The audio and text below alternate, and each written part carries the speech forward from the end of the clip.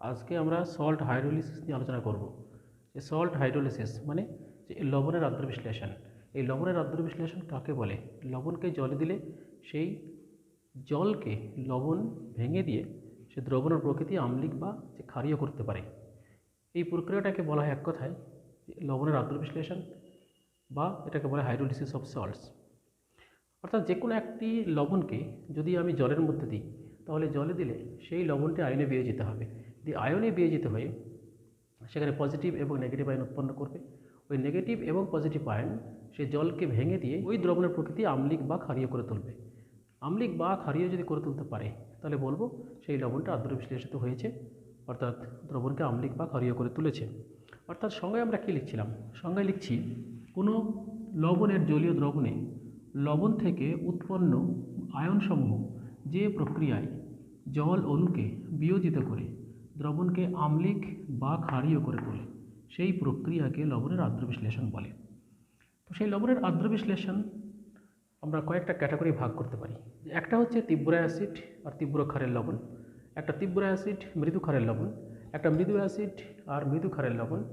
এরকম বিভিন্ন ক্যাটাগরি আমরা কিন্তু ভাগ করতে পারি। তবে একটা কথা মনে রাখতে হবে যে তীব্র অ্যাসিড তীব্র ক্ষারের লবণ জলীয় দ্রবণে বিশ্লিষ্ট হয় না বা দ্রবণকে আম্লিক বা ক্ষারীয় করে তুলতে পারে না। অর্থাৎ দ্রবণের পিএইচের মান যা ছিল তাই থাকবে, দ্যাট ইজ পিএইচ হবে 7। যদি সেটা হয় উইক অ্যাসিড স্ট্রং বেসের একটি সল্ট, সেই সল্ট জলীয় দ্রবণে বিয়োজিত হয়ে সেই জলকে কিন্তু ভেঙে দেবে, ভেঙে দিয়ে দ্রবণের প্রকৃতিকে কিন্তু করে তুলবে যেটা স্ট্রং সেটা। যদি উইক অ্যাসিড স্ট্রং বেস, তাহলে দ্রবণটা কিন্তু ক্ষারীয় হবে। যদি হয় স্ট্রং অ্যাসিড উইক বেস, তাহলে দ্রবণটা আম্লিক হবে। যদি উইক অ্যাসিড উইক বেস হয়, তাহলে সে আম্লিক হতে পারে, ক্ষারীয় হতে পারে বা প্রশমও হতে পারে। তো আমরা সেটা এক ঝলকে দেখে নিচ্ছি। স্ট্রং অ্যাসিড স্ট্রং বেস,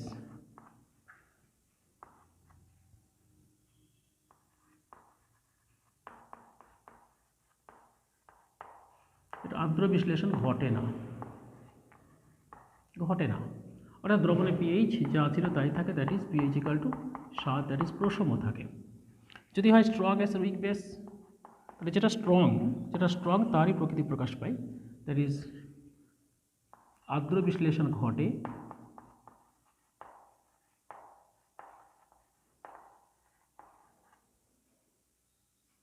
এবং দ্রবণে পিএইচের মান হয় লেস দ্যান 7, মানে অ্যাসিডিক, এটা অ্যাসিডিক দ্রবণ উৎপন্ন করে। যদি হয় week acid strong base, week acid strong base, মানে বেসটা যদি হয় স্ট্রং, তাহলে এখানেও কিন্তু আদ্র বিশ্লেষণ ঘটে, পিএইচ হবে গ্রেটার দ্যান 7, অর্থাৎ বেসিক সলিউশন উৎপন্ন করবে।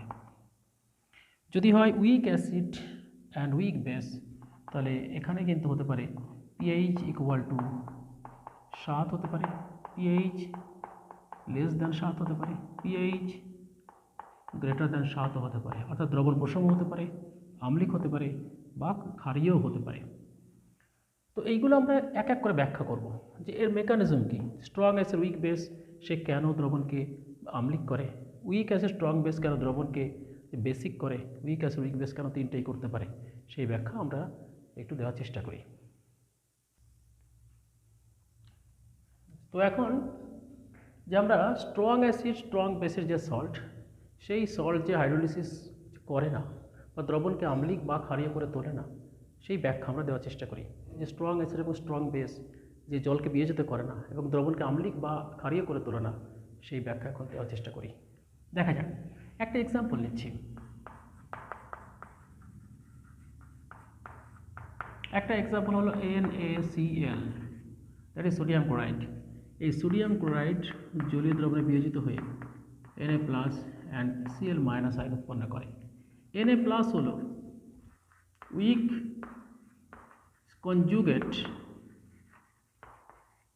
কনজুগেট অ্যাসিড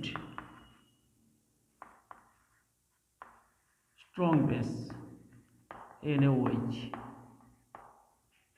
অ্যান্ড Cl মাইনাসটা কি, এটা উইক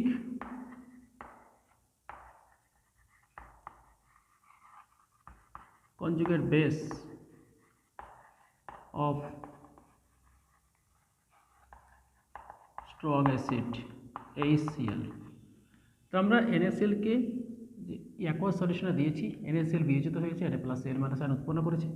Na প্লাস আয়ন যেটা উৎপন্ন হয়েছে সেটা হলো যে NaOH এর একটি conjugate acid. NO is the strong, যে স্ট্রং হবে তার কনজুগেট যে অ্যাসিড হবে কিন্তু উইক। এখানেও কিন্তু Cl মাইনাসটা এসেছে একটা স্ট্রং অ্যাসিড HCl থেকে। তো যেহেতু HClটা স্ট্রং অ্যাসিড তার কনজুগেট বেস হবে উইক। তাহলে এখানে এটাও উইক, এটাও উইক। যদি উইক হয় তাহলে Na প্লাস বা Cl মাইনাস কেউই জলকে বিয়োজিত করবে না, অর্থাৎ Na plus plus H2O no reaction and Cl minus plus H2O no reaction।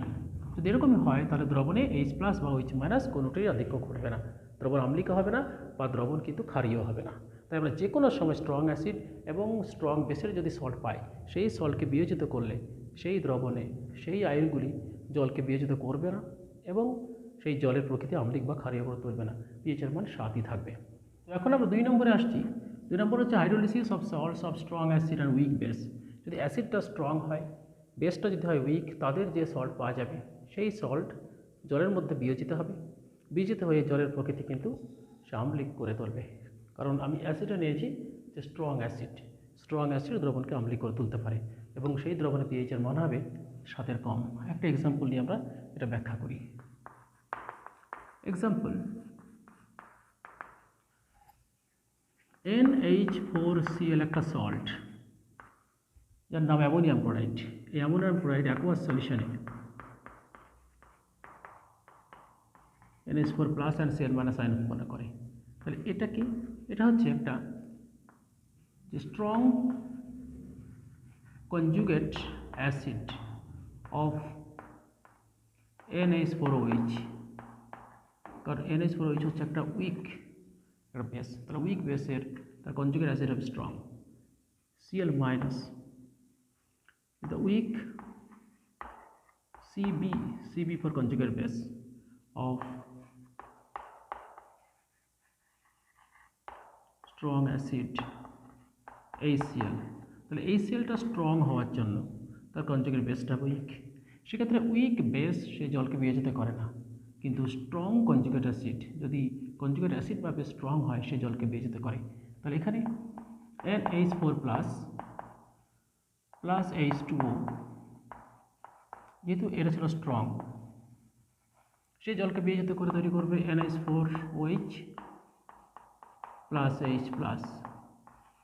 কিন্তু এ যেহেতু উইক আছে সে জলকে ভাঙবে না, অর্থাৎ Cl minus plus H2O no reaction takes place. তাহলে এখানে কি দেখলাম? এখানে H প্লাস আয়ন উৎপন্ন হওয়ার জন্য দ্রবণ আম্লিক হবে, অ্যাসিডিক সলিউশন,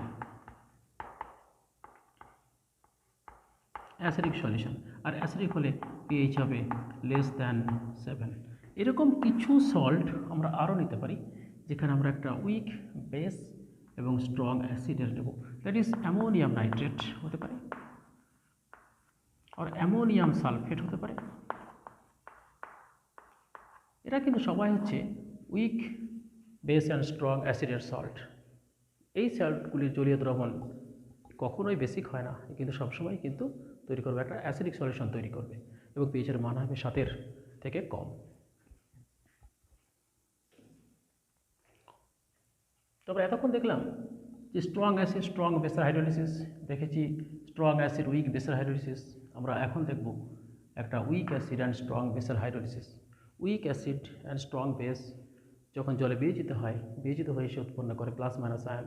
সেই আয়নগুলি জলকে বিয়োজিত করতে পারে, জলকে বিয়োজিত করে দ্রবণের প্রকৃতি করে তোলে কি, ক্ষারীয় করে তোলে এবং পিএইচের মান হয় 7 থেকে বেশি। কী করে করতে হয় সেটা একটু দেখে নেওয়া যাক।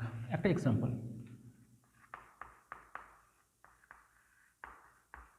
সোডিয়াম অ্যাসিডেট একটি সল্ট।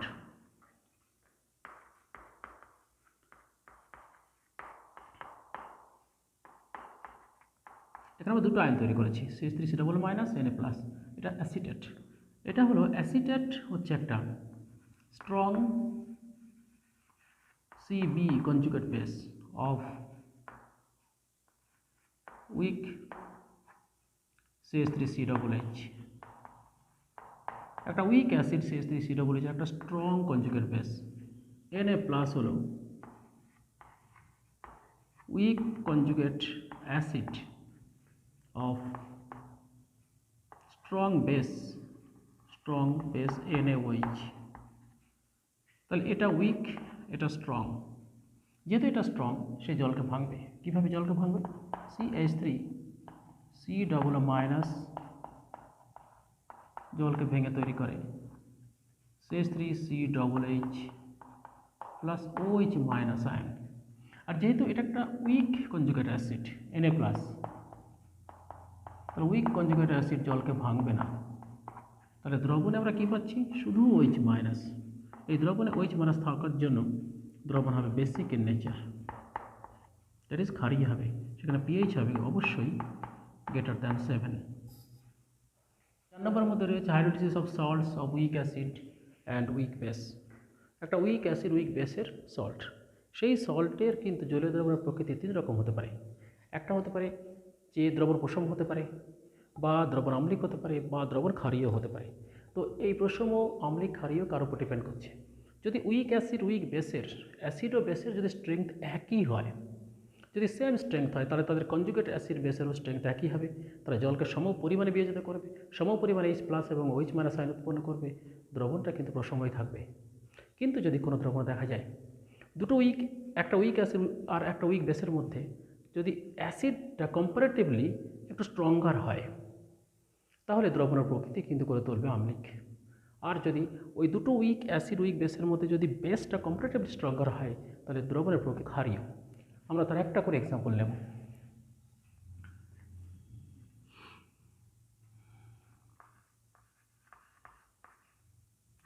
সল্ট অফ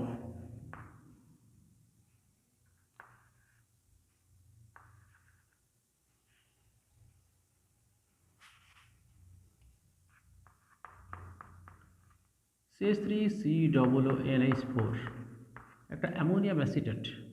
এই অ্যামোনিয়াম অ্যাসিটেটে যে স্ট্রেংথ যদি বিচার করি, তীব্রতা, অ্যাসিডের তীব্রতা, তাহলে অ্যাসিডের তীব্রতা হচ্ছে এর অ্যাকচুয়ালি যে অ্যাসিডটা সে হলো acetic acid is equal to NH4OH। তাহলে এই লবণটাকে বিয়োজিত করলে দুটো অ্যাসিড, অ্যাকচুয়ালি এইটা এসেছে অ্যাসিটিক অ্যাসিড এবং অ্যামোনিয়াম হাইড্রোক্সাইড থেকে। Acetic acid plus ammonium hydroxide, ammonium অ্যাসিডেট plus জল, তাহলে এদের স্ট্রেংথ হচ্ছে ইকুয়াল। তাহলে তাদের যে conjugate base and conjugate acid NH4+, দুটো স্ট্রেংথই হবে ইকুয়াল। তাহলে এরা দুটোই জলকে সম পরিমাণে ভাঙবে এবং দ্রবণে সম পরিমাণে H+ আয়ন উৎপন্ন করবে। তাই দ্রবণের প্রকৃতি হয় প্রশম, দ্যাট ইজ pH হয় 7। এইরকম ক্ষেত্রে হবে 7। কিন্তু যদি হতো HCOONH4 একটি salt, that is weak acid weak বেসের সল্ট। উইক অ্যাসিডটাকে ফর্মিক অ্যাসিড, তাহলে উইক অ্যাসিডটা ফর্মিক অ্যাসিড আর উইক বেসটা হলো NH4OH। এদের মধ্যে যদি আমরা তুলনা করি, দেখব ফর্মিক অ্যাসিডের স্ট্রেংথ বেশি। তাহলে তার যে কনজুগেট বেস HC+, সেই কনজুগেট বেস হবে কম্পারেটিভলি উইকার দ্যান NH4+। তাহলে তার যে conjugate base HC+, that is যে ফর্মেট আয়ন, তার স্ট্রেংথ হবে NH4+ আয়ন অপেক্ষা কম। তাহলে এই জলকে বেশি করে ভাঙবে। এটা যদি জলকে বেশি করে ভাঙে, তাহলে উৎপন্ন করে NH4OH প্লাস H+, অর্থাৎ দ্রবণের কিন্তু H+ আয়নের আধিক্য ঘটাবে। এই দ্রবণে H+ আয়নের আধিক্য যদি ঘটে, তাহলে pH এর মান হয় লেস দ্যান 7, অর্থাৎ 7-এর কম হবে। কিন্তু এইটা যদি আমরা জলের সঙ্গে বিক্রিয়া করি, যদি এটাকে আমরা জলের সঙ্গে ভাঙি, তাহলে তৈরি করে HCOOH+OH-। কিন্তু এখানে H+ আয়ন সংখ্যা বেশি হয়, এটা সব থেকে বেশি, এটা হয় কম। যেটা বেশি হবে দ্রবণের প্রকৃতি সেটাই হবে। আর NH4HCO3 অ্যামোনিয়াম বাইকার্বনেট একটি সল্ট। এটা হলো NH4OH এর, আমরা স্ট্রেংথ যদি হিসাব করে দেখি, NH4OH অ্যান্ড H2CO3, এই দুটোর মধ্যে স্ট্রেংথ কিন্তু এর বেশি। তাহলে তার জন্য আমরা যে কনজুগেট অ্যাসিড বেস পাবো NH4+ এর স্ট্রেংথ, তার থেকে HCO3 স্ট্রেংথ বেশি হবে। যার স্ট্রেংথ বেশি হবে সে জলের সঙ্গে বিক্রিয়া করে তৈরি করবে H2CO3 প্লাস OH মাইনাস, এটাও কিন্তু জলকে ভাঙবে, উৎপন্ন করবে NH4OH প্লাস H প্লাস। কিন্তু যেহেতু এখানে এটা স্ট্রং, যেহেতু এই CO3 মাইনাস স্ট্রং হওয়ার জন্য জলকে বেশি ভাঙবে এবং সে OH মাইনাস আয়নের আধিক্য ঘটাবে, দ্রবণের প্রকৃতিকে করে তুলবে ক্ষারীয়। তো আমরা এতক্ষণ দেখলাম উইক অ্যাসিড অ্যান্ড উইক বেসের হাইড্রোলিসিস।